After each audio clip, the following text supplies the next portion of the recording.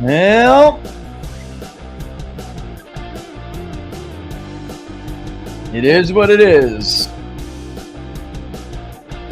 No punches pulled over here. Don't forget to share. Share, share, share.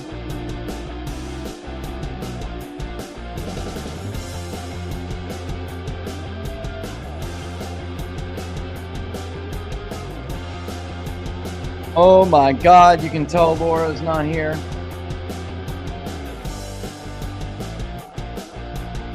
No coffee. Gentlemen, admit it, we're a mess.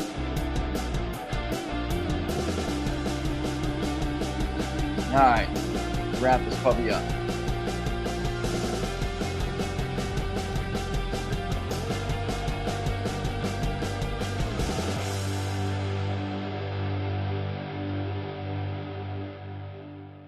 All right, folks, welcome to Inside the Numbers with the People's Pundit. I'm your host, Rich Barris, the People's Pundit. Don't forget, if you like the videos, to like them and share them far and wide.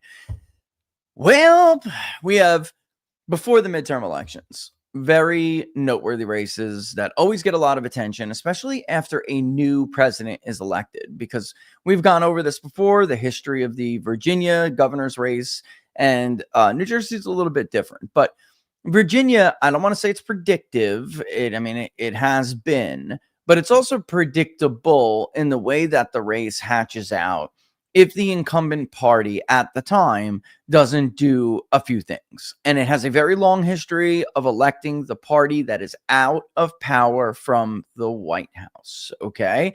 So we're going to look at that now, and we're going to answer the question like why or how. I wrote how. I meant really put why. But how are Republicans losing? How is this happening? Just a few months ago, their president was dramatically above water. They are winning on 80-20 issues, yet their agenda is being stymied. And they're not looking good in elections that are coming up, even though the whole world has finally caught on to what we have long been saying about voter registration, which is that Democrats have been in a multi-year free fall. Everyone is pretending now that this is new. It is not new. It has been going on for many, many years. Okay. And if you've been following me mirror the camera, right here on Locals, peoplespundit.locals.com, peoplespundit.locals.com, then you know that from our voter file modeling every year. Okay, let's look at the real clear politics. Okay, what do we see? A whole lot of blue, right? Except for where the president's approval rating is negative.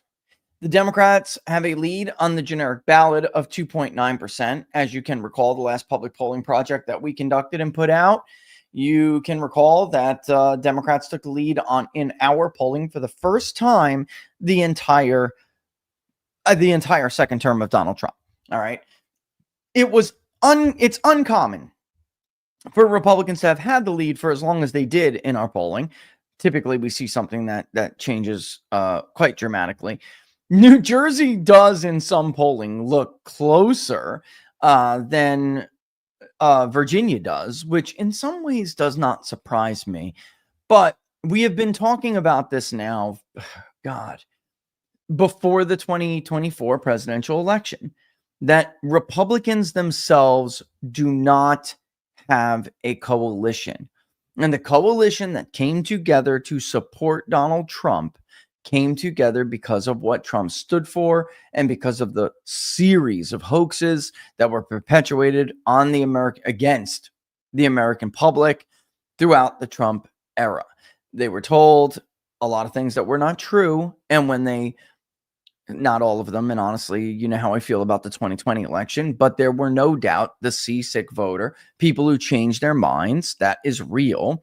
And those people thought to themselves, you know what, we better try to get somebody else in here because I wasn't ready for this kind of disruption, because real change is chaotic. Real change is unstable. Real change is often not peaceful, right? And people voted for that change in 16 without understanding what it would look like and how it would impact them. And the Trump administration and Republicans did a very, very bad job at preparing the American public for that. This time around, in many ways, there are some things that are worse. And, what do I mean by that?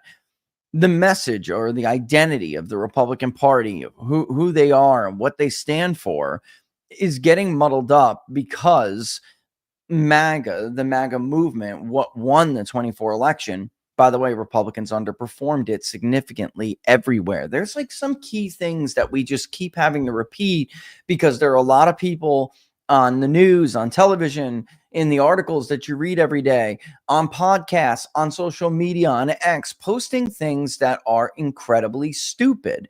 And they keep saying the dumb stuff over and over and over again. So I really feel like it's like incumbent on us to keep repeating the right stuff in order to try to drown these things out. So there are people asking what they think are these profound questions every day, right? Or making these big, what they think are big and bold statements every day. And they should know by now that they're not true or they're wrong in some way, shape, or form. The economy was never going to be enough for Republicans to win these elections. That's not the sum total of what motivated people that they need to vote, that Republicans need to vote to continue to win these elections. And they didn't listen. And now here they are. So weeks after all of this controversy, which most definitely started with the bombing of Iran, weeks after this controversy, I was right. They were wrong. All of the polls are not just fake. They may be exaggerated, but the trend is real. Do I think that, Jack is going to lose in New Jersey by 15 points? No. But I mean, he could. Right? Because they're not doing the things that they absolutely needed to do. There are two groups of people that Republicans are struggling with. Barnes and I went over them. We didn't on the Labor Day special, but we've been going over them for weeks on what are the odds. I've been talking about them on Inside the Numbers and Between the Numbers for months now. And there is that persuadable voter, that seasick voter from 2020 that came back to Donald Trump after realizing they were being duped, And they feel like Donald Trump has been distracted. Republicans can't be trusted. They don't know who's who or what's what, who supports what. They don't look at the Republican Party and the same way that they ever looked at Donald Trump, even if they're unhappy with him now. The Republican Party, do not have a coalition. People, and it's been really remarkable, people have been changing their registration en masse out of this guttural, almost like body reflex, to the things that the Democratic Party have been standing for over the years. But it doesn't mean it's enough to make people go out and vote for them. And now with Trump, and this is just a painful truth here for Republicans to listen to. Now with Trump also pissing these people off, it's getting harder and harder to see a path for them in any of these elections.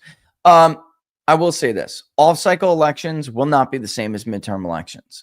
If Democrats have a dramatic turnout advantage going into the Virginia election, for instance, it doesn't necessarily mean that they will have that in the midterms. And yes, it has been predictive in the past, but I will just point you to the very simple example of 2022, which leads me to my second thing. Republicans went in there. They put forth an incredible ground game. They used MAGA to do it, by the way. And Youngkin benefited from having really both sides of the party engaged, out there, enthusiastic, and they got it done. And they swung some areas like Chesterfield, for instance, huge margins, double-digit margins. And they did that by winning over the Biden swing voter, But that's not all they did. They drove the turnout rate in the Shenandoah Valley and their areas, in the MAGA areas of Virginia, so high that they ended up being a larger share of the electorate than we have ever seen. The mountain region in Virginia is never 19%. In New Jersey, of course, they fell just shy, but they were widely viewed to have overperformed. Then we got to the midterms, and they put it all aside. They got lazy. They got complacent. The polling did show that they were going to win the popular vote. Our polling did, and they did, but they underperformed. And they did not do as well as they thought they were going to in the House, and they certainly underperformed when they failed to take back control of the U.S. Senate. One of those races was in Nevada, very important state coming up in the midterms to determine control of statewide offices. You have several key congressional districts that Republicans should be winning, but they're not. Even though Donald Trump stomped on Kamala Harris's head in that state, after no Republican had been able to win it since George W. Bush. It was a dramatic change in that state demographically and economically. Arizona, ditto. Republicans appear unable to win a statewide race in Arizona unless their name is Donald Trump and it's a presidential cycle. Andy Biggs is running for governor. We all know that at this point.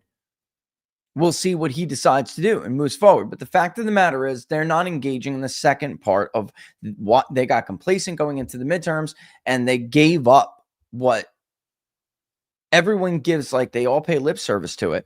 Oh, yeah, we know we need to get these voters out. Yeah, we know we identified them and we know who they are and we need to get them out. Absolutely. You're 100% right. And then they don't. And then all the money goes in the pockets of the stupid consulting class who doesn't know their asshole from a hole in the ground. And they lose elections. Got Scott Pressler walking up and down the street, doing videos, sweating like an animal. Bookmark this, they're going to lose, because he knows. This is what Republicans do all the time. They take these incredible opportunities and they blow them, because here's the truth. They're liars, for the most part. At least Democrats can trust in their elected politicians to be who they say they are and to pursue the agendas that they say they're going to pursue, that they say they support. Republicans, not at all. They're posers, for a lack of a better word. They pretend to support that stuff. In fact, Rush Limbaugh was always right. One of the real reasons that they hated Donald Trump on the right, not the ruling class, that was always different. He was right about that too, by the way. Actually, Don King put it the best. But on the right, they hate Donald Trump, and they still do, whether they pretend to love him or not. It's bull. It's a load. It's an act.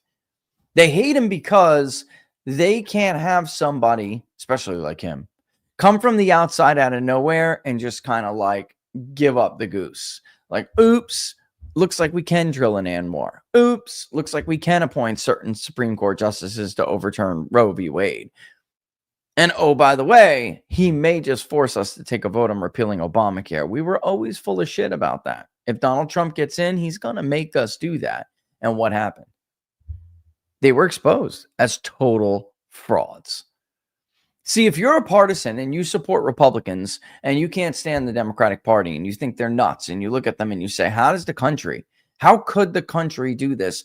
This is something that you really just haven't been able to understand. They don't like you either. They don't trust Republicans either. So stop with your polls about cratering 19% approval ratings for Democrats. That is Quinnipiac trying to get you complacent. Yes, their approval rating is abysmal. Yes, their voter registration is 4.5 million in the hole. Yes, they're leaderless. Yes, they're rudderless. But I'll tell you what else they are. The high propensity voting party. They are now the ones who can count on older, whiter, more educated people to come out and vote for their candidates. Couple that with the remnants of their urban coalition, and they are a real problem for a party like the Republicans, a bunch of posers who don't realize they are the party of lower propensity voters. And that their game should be completely different at this point. You have to move beyond the era of persuasion and understand that this is the era of motivation. The only thing you have to persuade them about is that you're not full of shit. There is a tweet that I want to read you guys because I think it actually plays to what we're talking about here. All right. I saw it yesterday, or was it so early this morning? I'm thinking it's yesterday. Either way, I got to remove this and we'll get into it. Actually, I mean, we'll come back and we'll look at New Jersey and we'll look at Virginia in a little bit more detail and you'll see the polls. Again, remember, take it. I'm not saying you shouldn't listen to their trends and where they're going, because you should. But it is worth pointing out that they're also almost certainly exacerbating the trends and they're exaggerating those leads for Democrats. We have not polled New Jersey or Virginia, especially not publicly. And Trump's approval rating is not negative 15. Yeah, but it's negative. It is. He's got a real problem. And that's a problem for him because if the Democrats do take back control of one or both houses, it would be very hard to take the Senate, but there is a scenario in which you can do it, especially if you understand that, Susan Collins and Lisa Murkowski are cooked after this election. They're not. Lisa Murkowski is changing to be an independent, and she will caucus with the Democrats. And I know that they have denied that. That is a lie. She will do it, especially if she is the crucial vote in the Senate. She absolutely will. All right. Let's pull this up, though. This is, and I know if you're a Trumper, you probably don't like this guy. Maybe you don't like him anymore. Why? Because he waffles, But his waffling on certain issues in the last couple of months was absolutely the right take. It was. Allowing yourself to look like you are doing Israel's bidding was stupid. Stupid. That is the old Republican Party. Donald Trump's America First Republican Party would have said, get back to me when you're really, get back to me when this is like a real threat to us, BB. We have other things to take care of, like inflation. I mean, you could agree with it all you want. Understand this. The American public was more concerned about other things. You made yourself look like BB cheesed you into bombing his enemy, and that you spent weeks not talking about a single domestic issue. Nothing. That's all they heard 24/7 for weeks. So when I see people out there saying things like, oh, the Iran bombing didn't have anything to do with it, they're wrong. I don't care if they're a pollster, a pundit, a wannabe pundit on X. I don't give a damn. They are wrong. If they're a pollster and they didn't see it in their data, interview more people. You are wrong. You just aren't looking at these coalitions in a sophisticated enough manner. And I brought up a very obvious example.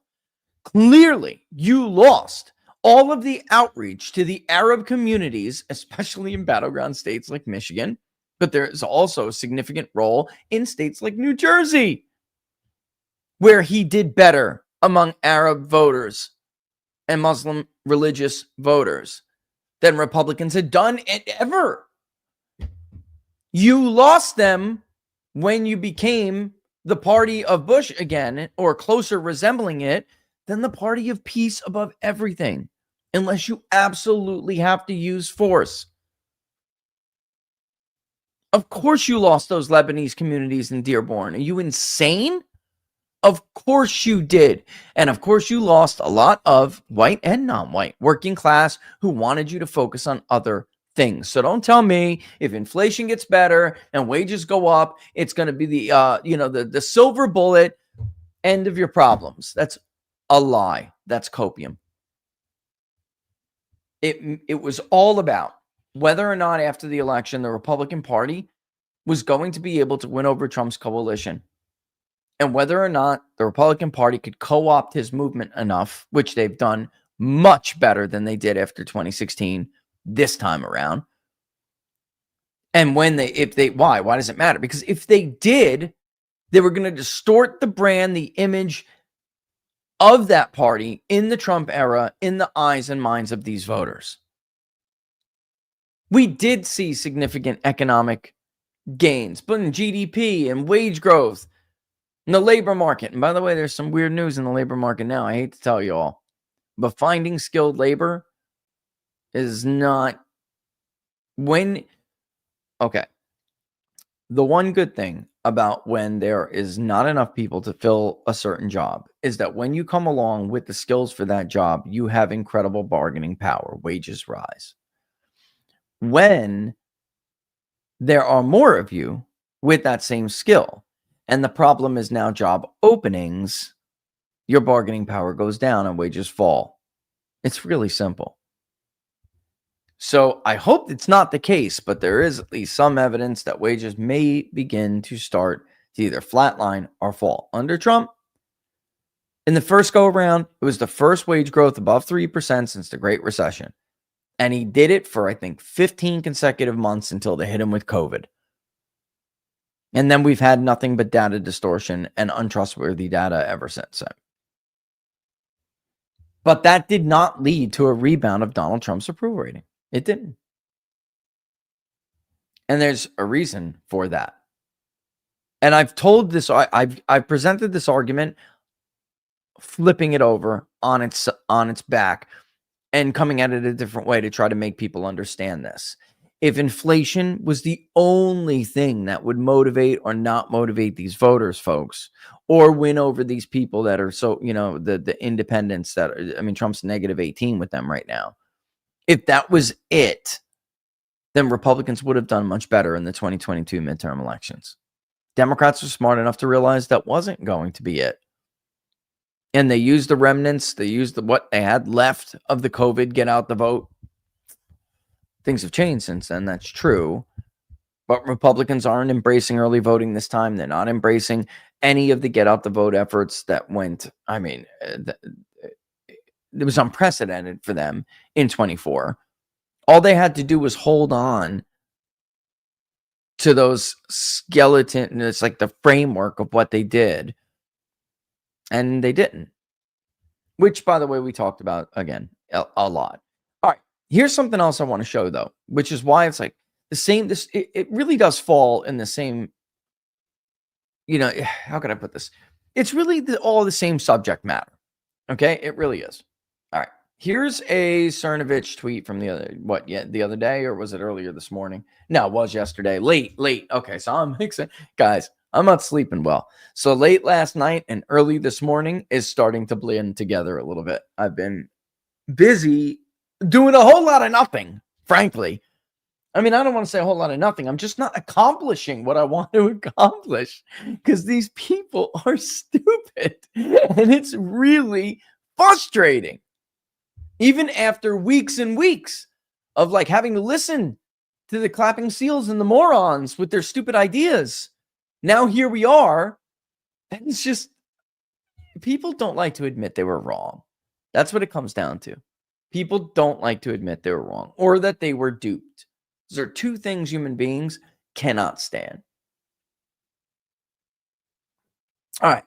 As you know, I have actually addressed this before. This idea from Andrew Breitbart made popular that politics runs downstream from culture. And to a certain extent, that is true. I just never believed that politics or that culture was the predominant force in it. What is driving the culture? And that's why sometimes that claim doesn't hold up to empirical scrutiny, right? And we've talked about this several times in the show and over the years and why certain things don't really seem to add up, right?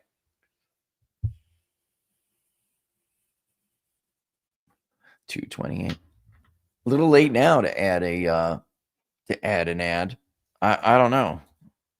Hit me up Thursday or Friday. Yeah, it's a little late for that now. I don't know what to tell you. All right.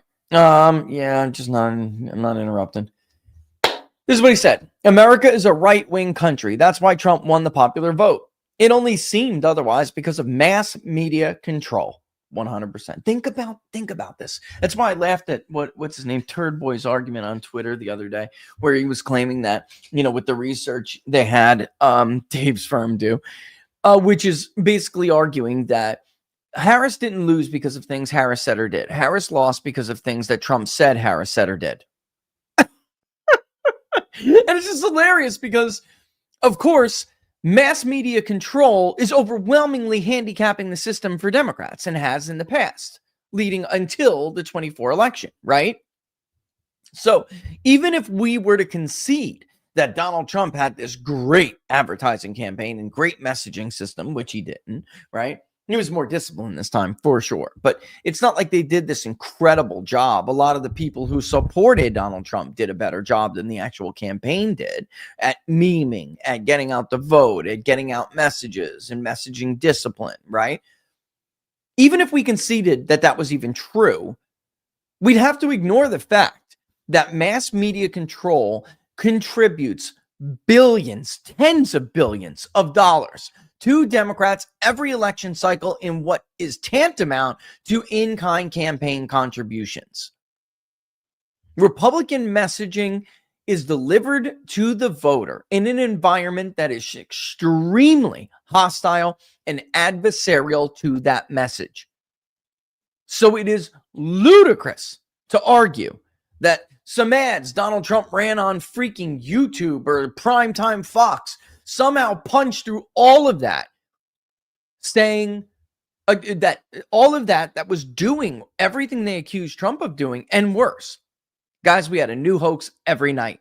They lied about something Donald Trump did or said every single day, one thing to another. Puerto Rico's an island of garbage. This one's that, and this and that, and this and that. I mean, it's maddening. Honestly, you'd have to read all of Daniel Street's books to remember all of the hoaxes. It is a right-wing country. There are more people who lean to the right than there are who are liberal or lean to the left or lean Democratic. That is not even in dispute anymore in our latest voter file analysis, which was conducted 3.5 months before the New York Times even decided to release that report that gets everybody's panties in a bunch. It showed that. It's not new, but this has been Charles Krauthammer always used to say a center-right country. Now, I would argue it's not. It's a right country. Because the political spectrum in the minds of people is so distorted by that mass media control, they think they're in the center when they don't realize they're in the right. They're on the right.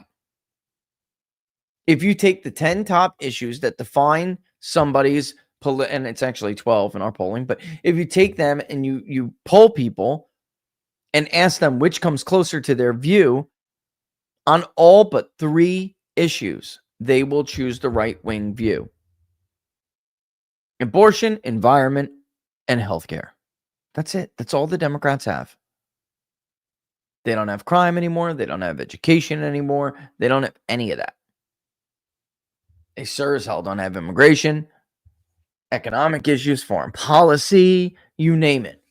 And of course, actually, I would say the country is an America first right country. Because on certain issues, like foreign policy is a great example, or trade, they're not aligned with the quote-unquote traditional Republican brand. They're not. That's the entire problem the Republican Party is having right now. Anyway, even then, Trump won in 2016, and now almost certainly we can say in 2020. By the way, how much have you heard as of late about the FBI's cover-up of China's role in pushing unsolicited ballots for Joe Biden? Nothing. Where is it? Nothing. What you did hear is that Donald Trump was going to let 600,000 Chinese students take spots at universities that could go to American students. He backed off on it, sure, but it doesn't matter. It was out there. Go to the grocery store right now, strike up a conversation with someone. See if they know Donald Trump backed off of that proposal. And even if they do, they're not going to care. He entertained it to begin with. He only backed off because of the backlash that his cheerleaders always say he doesn't listen to. It's hilarious. The idea they would listen to some influencers, they do. He does.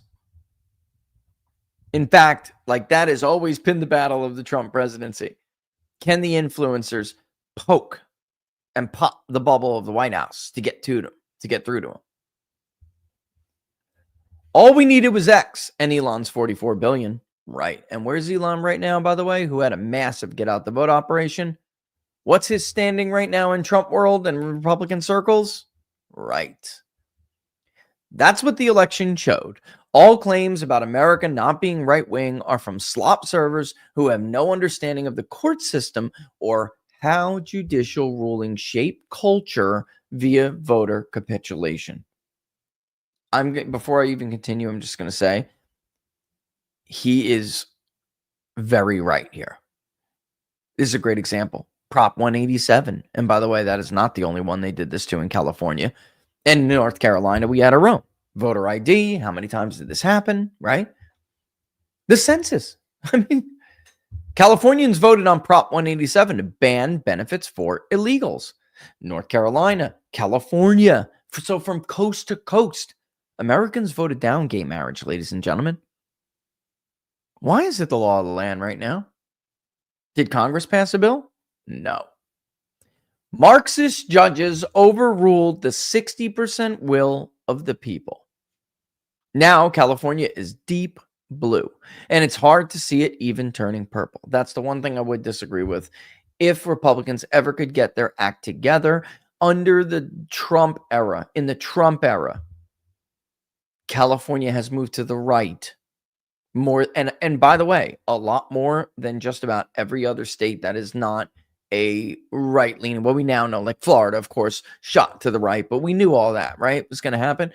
California was a deep blue state, and it was one of only 2 states that actually voted more to Donald Trump in 2020 than it did in 2016. And then we all saw what happened in 2024. And that is precisely because of this, visceral reaction to Democrats' positions that working class Hispanics are having. However, Republicans they did not perform with those people the way that Trump did.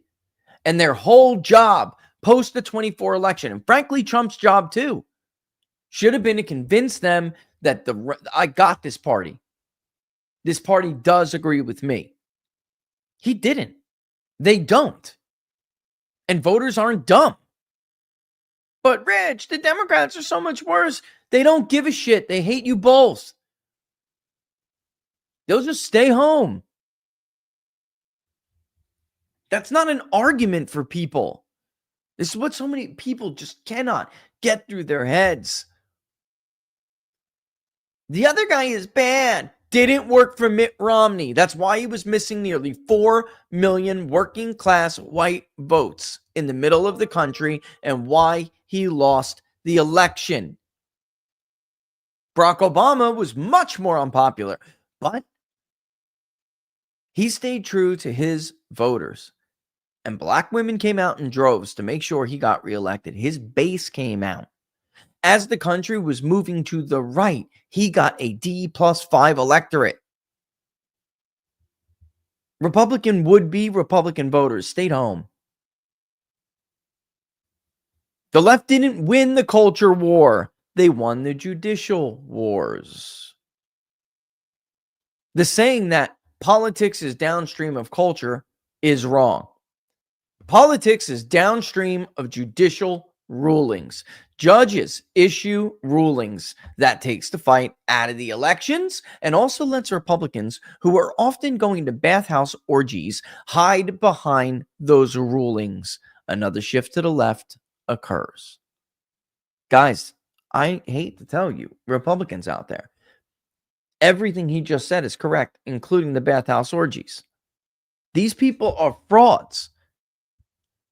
Abortion. The country was not pro-abortion when Roe v. Wade was decided by a crackpot fanatic Supreme Court who decided to make up a right out of the Constitution that didn't exist out of whole cloth. And it took decades of cultural propaganda after that ruling to get Americans to become pro-abortion. Decades. This was not a baby killer country.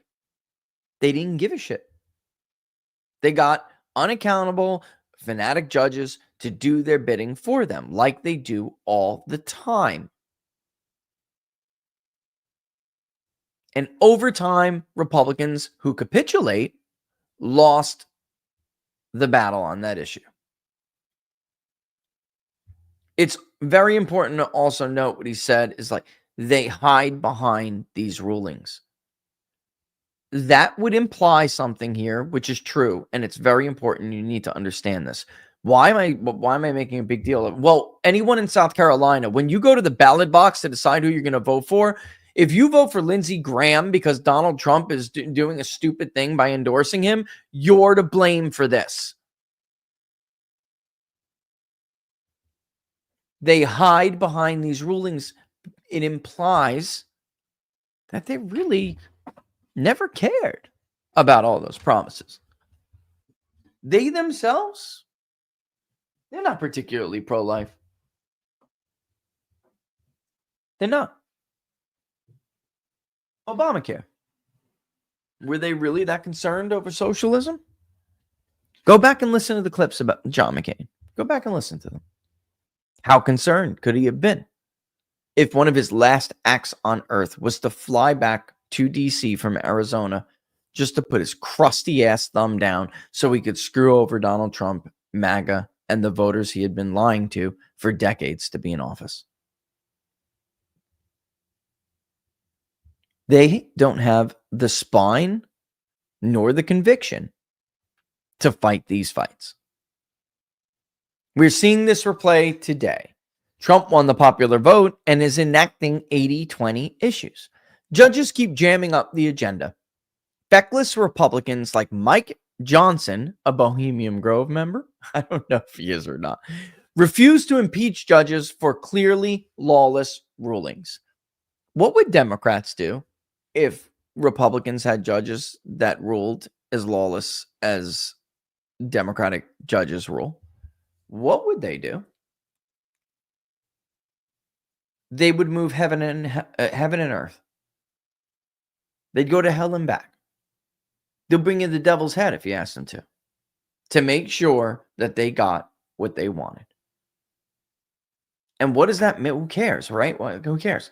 Well, because all of those voters that they duped or didn't dupe, that they convinced, vote for me and I'll do this, they'll see it.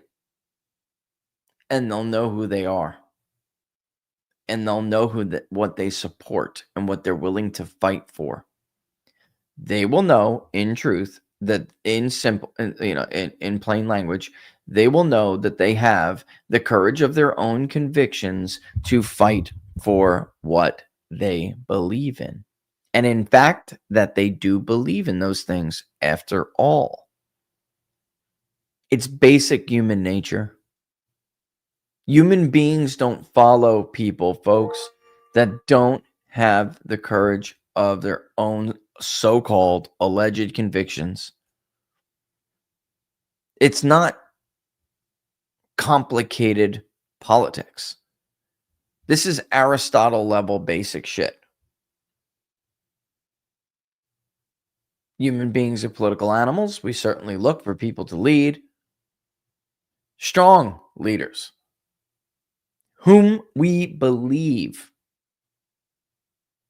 Republicans are like mental and moral midgets.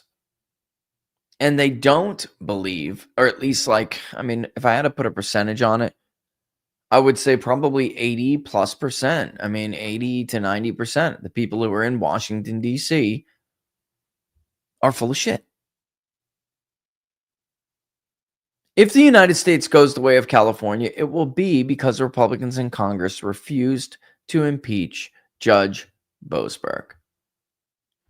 Guys, look now. How many times have Republicans been given the reins to make big changes? If Democrats had these opportunities, that they would have done immense things with them, right? Like big, big things with them. They completely changed healthcare forever in this country, even though the polls all showed that Americans didn't want it done. When Roe v. Wade was passed, Americans weren't pro-abortion. But not passed, the ruling. See, I even got caught up in the nomenclature. That's what you would have heard all the time. Roe v. Wade was passed. Roe v. Wade was not passed. It wasn't an act of Congress. Roe v. Wade was thrusted upon hundreds of millions of people by 5 people in black robes. And it led to social strife for years, decades, until eventually the 90s came around and Democrats began to make real gains in the culture on that issue. Gay marriage has never been my hill to die on, but it was the same thing with gay marriage. Americans were not pro-gay marriage. Sorry, but it's true. Americans voted, even when polls suggested, there was a PPP poll, I'll never forget it, Public Polling Project. North Carolina set to pass gay marriage. It went down 2-1 in a blaze of glory.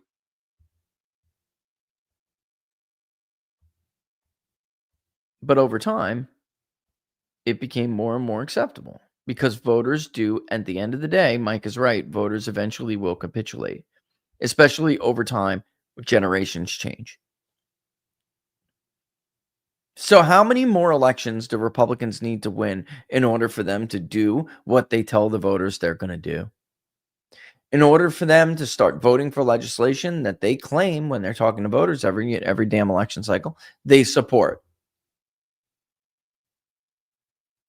And there are a ton of people that made up the MAGA coalition who are very dissatisfied with how Donald Trump is handling his presidency.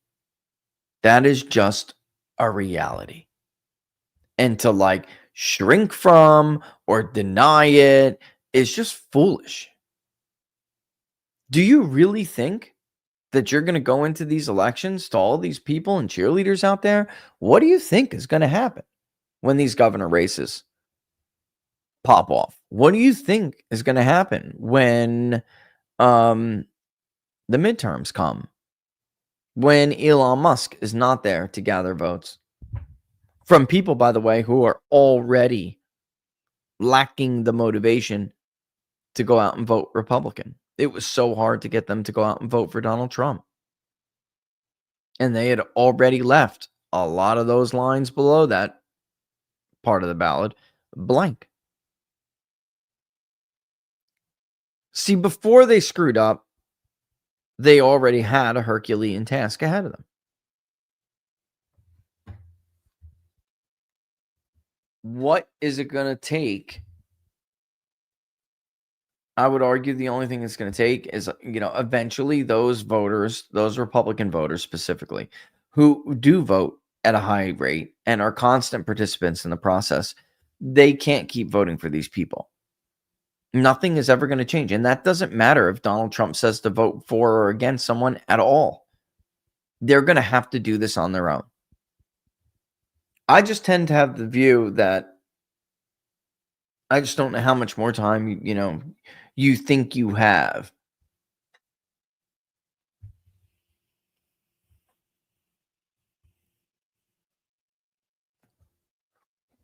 I mean, we can go and answer some of the questions here, but before we do, I'm not even sure there's really anything to answer. The fact is, I'm right. I was right. And my critics were wrong. And here we are now. It's looking really bad for the Republican Party, and they want to make up excuses as to why it is. It's someone else's fault. It's the influencers. Yeah, that's it. It's us. We all changed the minds of everybody in Dearborn Heights. So stupid. You guys just sound so stupid. So stupid. All right, New Jersey, 2025. Rutgers Eagleton has Sherrill ahead of Citarelli by 10 points. Even a more, I would say, in some respects, a more typically thought of coefficient to be more Republican than some of the other polls out there.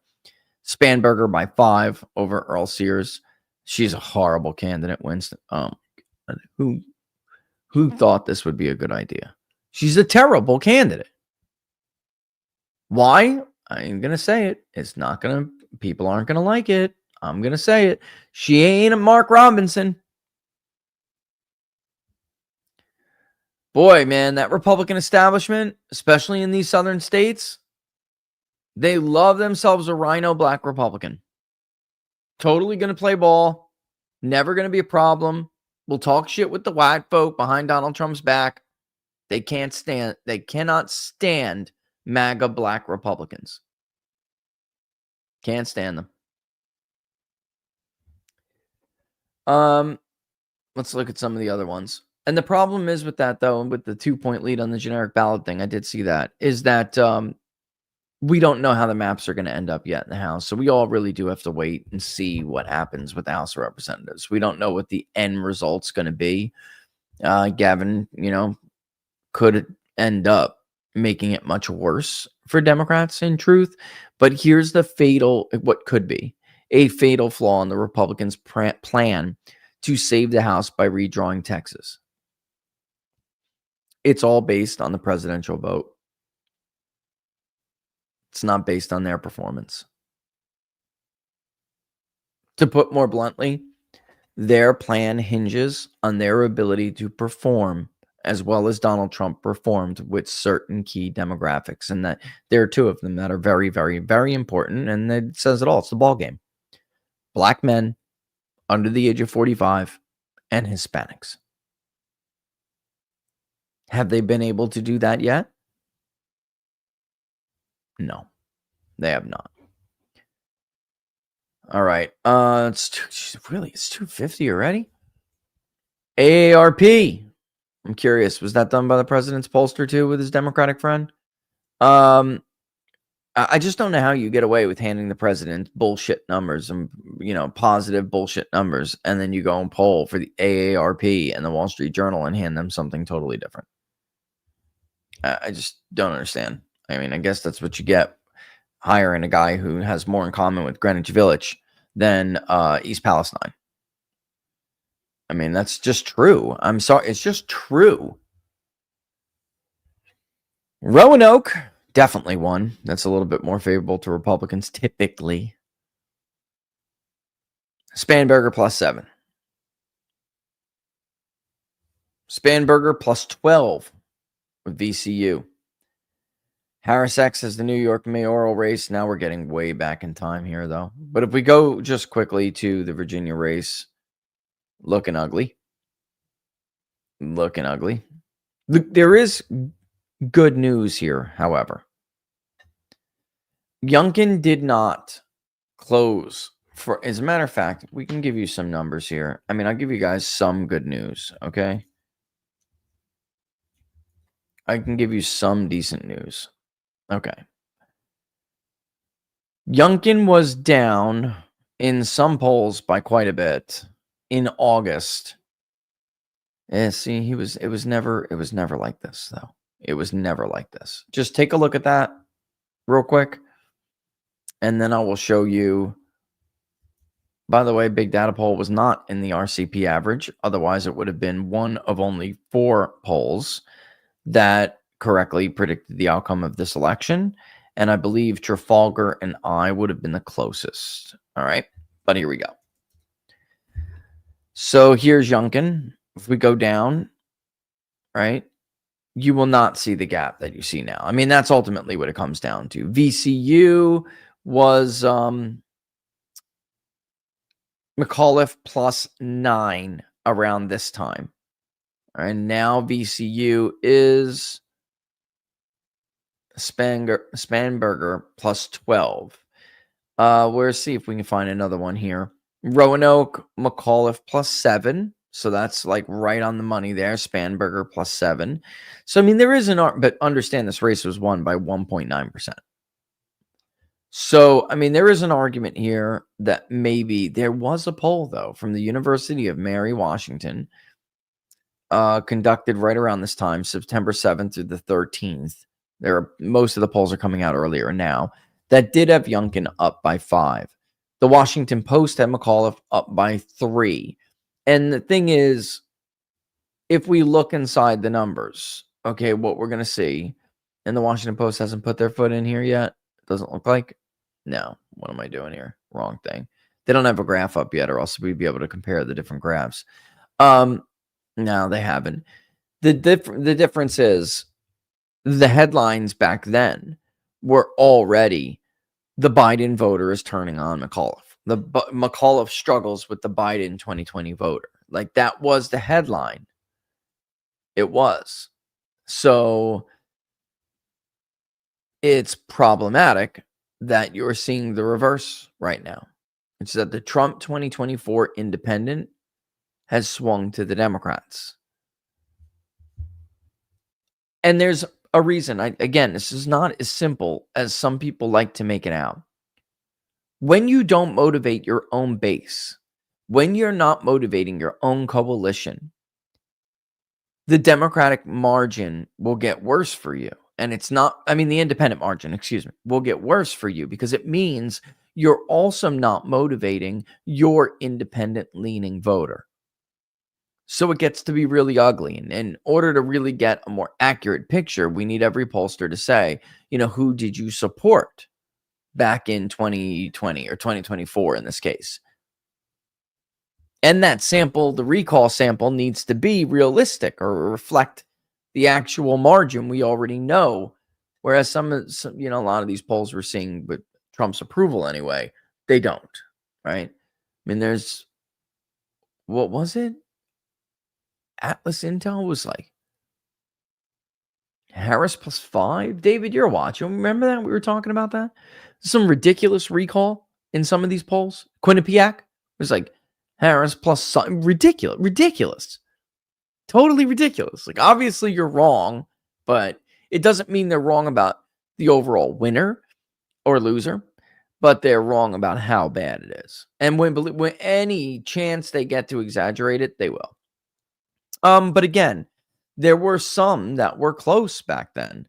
Monmouth, who ultimately blew it here.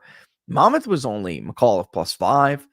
Their final poll was a tie. Real Clear Politics did them a solid here because in truth, it really wasn't a tie. They put out this poll that said, unprojected, it's a tie. D +3 electorate, it's McAuliffe +3. R +3 electorate, it's Youngkin +3. I mean, it was the biggest cop-out I had ever seen. First of all, that wasn't really true. It was going to be an R +1 roughly electorate. It was. I could see Sears, and that's David right now. I could see Sears getting blown out too, David. I can. Well, absolutely. 12 points? Easy. I could see Winston Sears getting blown out of the water. Who does she motivate, man? What issues is she talking about? First of all, she's a vehement Trump hater. We all know it, right? Second of all, Youngkin wasn't. Even if he wasn't in public. It wasn't his persona. And he was speaking issues that Virginians and frankly all Americans cared about at the time. Youngkin ran a good campaign. And Youngkin made nice with MAGA. He didn't say, let's co-opt the movement and lie to people about who we are. He said, let's reach out to them, extend an olive branch. We agree on most everything. And oh, by the way, I will stop little girls from being raped by boys who are delusional and think they're little girls in gender-neutral bathrooms in Loudoun County. The 65-35 margin among married parental fathers, men, had something to do with that? Of course it did. She's speaking to nothing, bro. We all know what her argument is. Do I have to say it out loud? We're all smart here. Her argument is to the voter that doesn't exist anymore. The persuadable national security, once upon a time soccer mom who voted Republican, who no longer exists because she took too many Valiums and drank too many glasses of wine, and now she's just a freaking fanatic nutcase liberal. And her argument to them is that I'm a Trump hating Republican, and by the way, I'm an affluent black person. Vote for me. Make yourself feel good. It's true. Meanwhile, I guarantee you it won't win her another single extra black vote.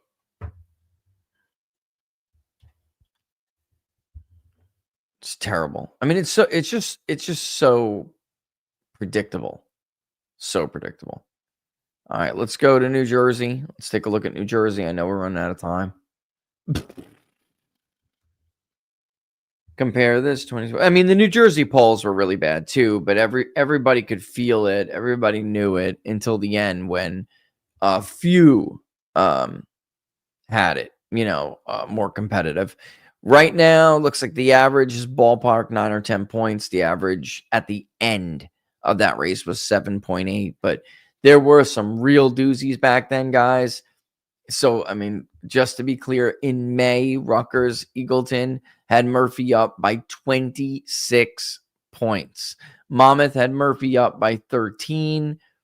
Their final was Murphy plus 11. It was humiliating. He had to write an article about it. It's why he quit. He was like, I just don't think polling works anymore. Funny, ours worked just fine, Patrick. Anyway, Murphy won because they were able to get 2.8% into the ballot boxes in Bergen and Atlantic counties at the last minute. Trafalgar was Murphy plus 4. Verley Dickinson, one of the worst polls out there. Murphy plus 9. Stockton eventually came down. Murphy plus 9. A friggin' joke. By the way, you see these Sambas? Man, I wish my foot fit in these Sambas. I love these right here. See these? Love Sambas. I can't fit them. I just don't have a narrow foot for them. I have a man's foot. Sorry, guys, but if you can get your foot into a Samba, you don't have a man's foot. Yeah, Jack also ran a much better campaign last time. He's like a version of Bob Stefanowski. Thank you. Bob Stefanowski, who ran for governor of Connecticut. Huggy. I mean, Senate, right? Or no, Connecticut. And then you had Huggy, who ran a Senate campaign in New Jersey. These guys ran these good campaigns the first time around. If the Republican establishment would have just believed and gave them a little help, they would have won. Then they come back and try to recreate everything and do it worse. Look, Jack, I think his big problem right now is that he did, as far as I know, and I just know this from talking to people, and Pressler too. I'm sure he'll tell the same thing because he knows him. Jack understands the importance of what I'm saying right now, but he's not getting any help for it. So last time, all he knew what to do was get in his damn car and go up and down Route 9 and shake people's hands. So, and if you're from Jersey, you know what I'm talking about. It's not a bad strategy, but there are a lot of votes to the west and east of Route 9, and if he just would have had a little bit more of a sophisticated get out the vote. That's why voter registration is moving to the right in New Jersey, even though Republicans are still abysmal. But it's moving to the right because the disaffected, disconnected voter is a right-leaning voter. It's going to be a hard time to get them to vote now, guys. It is. I'm just being real with you. It's going to be it'll be a very difficult task. You need to see tone from the top, number one. It will matter. The actions of Donald Trump will matter to some degree, but I'm not even seeing the same fire in Jack's belly about we did talk about this, by the way, toward the end of What Are the Odds on Monday. What would Jack have to do to turn this race around? Well, I mean, again, some of it is out of his control, but gubernatorial elections are local issue elections. There's that's when Tip O'Neill said all politics are local. I mean, gubernatorial elections, that is what he was talking about. That's what makes that saying make sense. They're not as nationalized. That's true. So that he can control.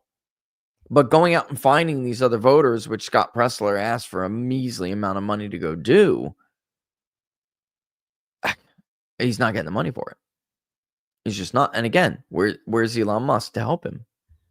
Would Elon even help? Because he did it last time. He shelled out, how much was it?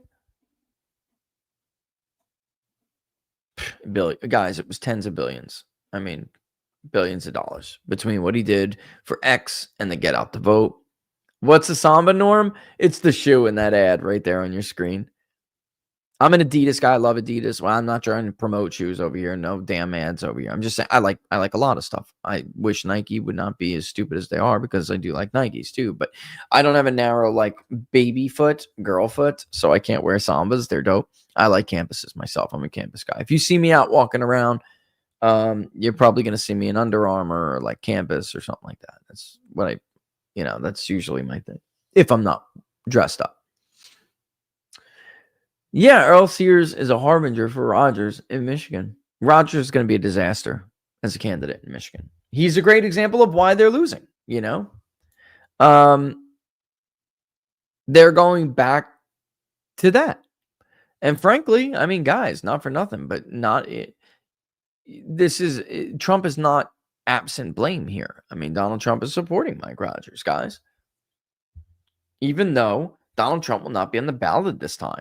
Mike Rogers, talk about David, guys, talk about being able to visualize someone getting absolutely thrashed in a state. Mike Rogers has a decades-long history of being anti-union. He has an enormous long history of being pro-deep state. It's like the exact worst Republican to run statewide in Michigan. He can't even perform well in his old congressional district, where he underperformed Donald Trump, even though it includes large parts of Oakland County. The rich, white, affluent county, which is the entire crux of the argument that we have to go back to being rhinos to win elections. It's hilarious. Trump did better than Mike Rogers in Oakland County, folks.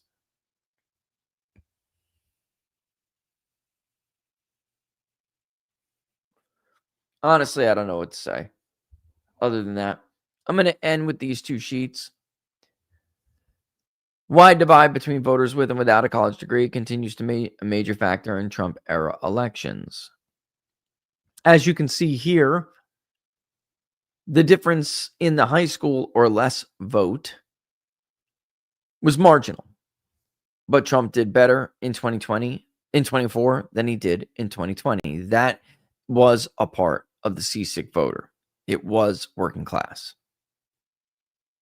And then you can see Trump did do better considerably with those who have a college degree. But here's the kicker, and even was stated in the Pew Research study, in the post-election voter validated study, that in fact they might as well just write Rich Barris, the People's Pundit, was right. It's not that he convinced people with a college degree that he was the better choice now. He got different people with a college degree to vote. That is a high propensity voting group, and he got low propensity educated voters to vote. He basically changed the electorate. That explains the margin, not with the working class, but with the non-working, with the managerial professional class. Anyway, when we compare that, obviously, to the midterms and the Democratic margins with these voters, and even flip side, the Republican margins with other voters, you can see that 59-39 in 2022 is identical to what Trump won in 2024. The difference is how many of them came out to vote. Motivation, not persuasion. The only thing you have to persuade them to do is vote. You've already won them. That's what I want you to understand this like this. These people that I'm talking about, you've lost them and they don't vote. When they vote, you know you already won them over. That's how you know you won them over. They're not going to switch and vote for a Democrat, not in huge numbers. They just won't vote. And some do switch in some of these categories, some more than others, right? So in like some college or less, or so some college or an associate's degree, for instance, there are more persuadable voters. All right, you can see that right there. I mean, this is so, it's just, guys, it's painfully obvious. This isn't really a debate or a discussion. I am right and others are wrong.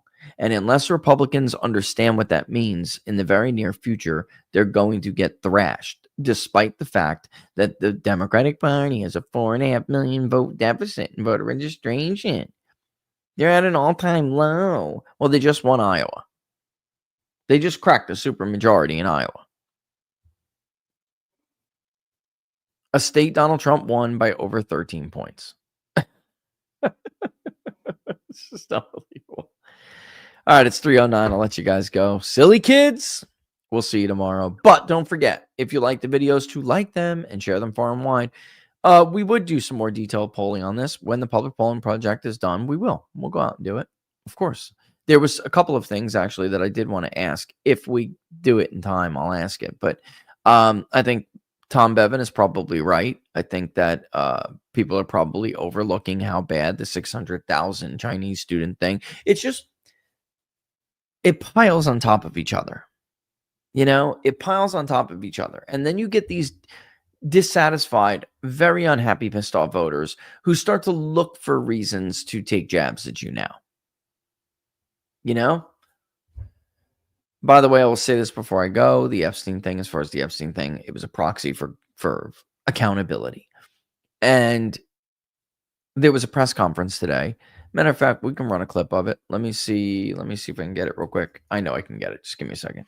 There was a press conference today where the alleged victims said they were going to basically release their own list, which is interesting because this is always one of the main reasons why critics like myself said that you had to handle this better, because now there were always going to be Democrats and Trump-hating Republicans who are going to go out and get people who will blur the lines between victim and accuser. That's what's going to happen here. If they do ever release something, it's going to be like, we won't be able to believe it. The real Epstein list, if there ever was one, and I don't mean it in a list format, is long gone. I'm sure the FBI scrubbed it at the behest of Mossad, and it's long gone. So, but this was always going to be a political play. And like, unless you're an amateur, you didn't see this coming. Like unless you're an amateur, you would have saw it coming.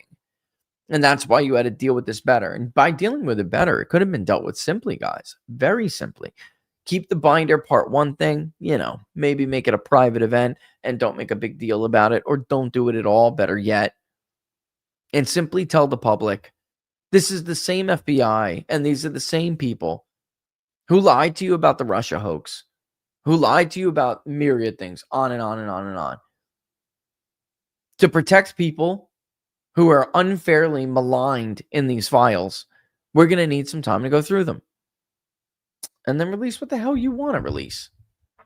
But we do know that there are people on those files that, again, they're blurring the lines or blurring the definition of victim and perpetrator. Alan Dershowitz is a great example. Virginia Guthrie is a great example. I mean, that's just since been recanted, but look at what he had to go through.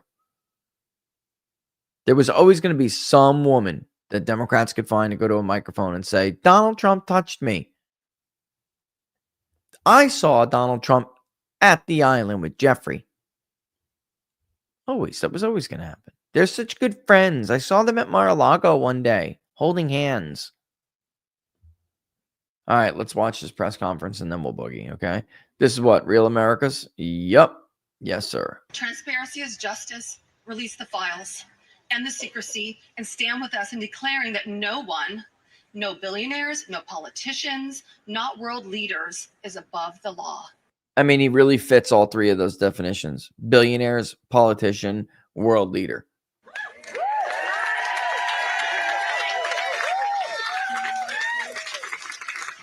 And let me announce now, several of us Epstein survivors have been discussing creating our own list of names.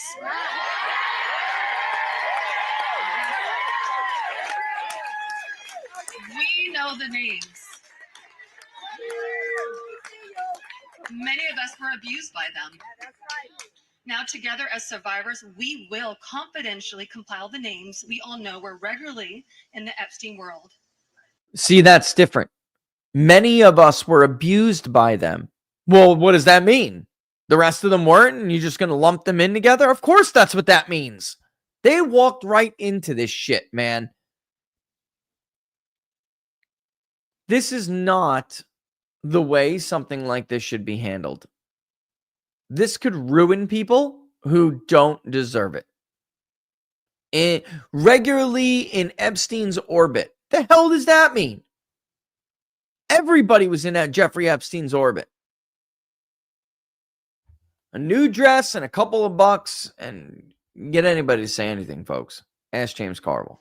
And it will be done by survivors and for survivors. No one else is involved. Stay tuned for more details on that. Because history is watching, and so are the women who will come after us. Thank you. Sorry, I fell asleep. Sorry, what'd I miss? I mean, you know what I mean? And I'm not downplaying what some of them may have been through. But let's not put on the glasses here. Virginia lied about a lot of people. She was deeply disturbed. There's no way Alan Dershowitz is ever really going to get his reputation back. There will be people forever who think Alan Dershowitz is a pedophile. Forever. Oh, no, tell me he's just put something else out. You got to be joking me. You're kidding me, right? You're kidding me, right? You're kidding me.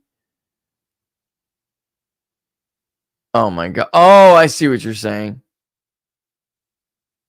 Okay, this is what I'm talking about right here. This is exactly what I'm talking about. I'm delaying the end of this show until I can share this. Export. I don't have time to like make an image here real quick, folks. So I'm like just downloading it and I'm going to put it on my screen and I'm going to show you. Okay.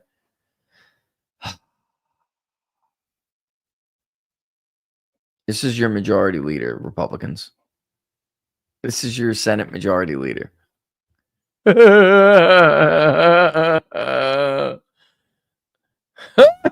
Thanks, David. I hope you don't mind. Diane. First of all, his name's not Diane. Boy,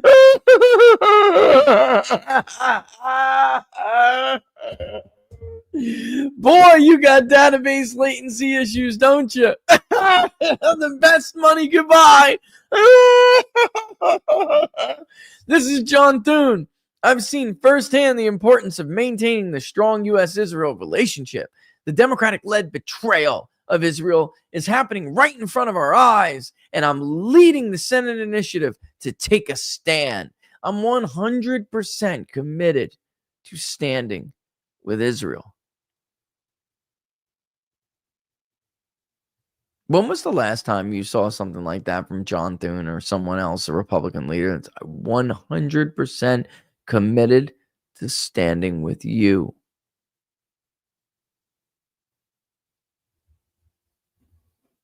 Not like that, never. They'll put one out now because I just said that.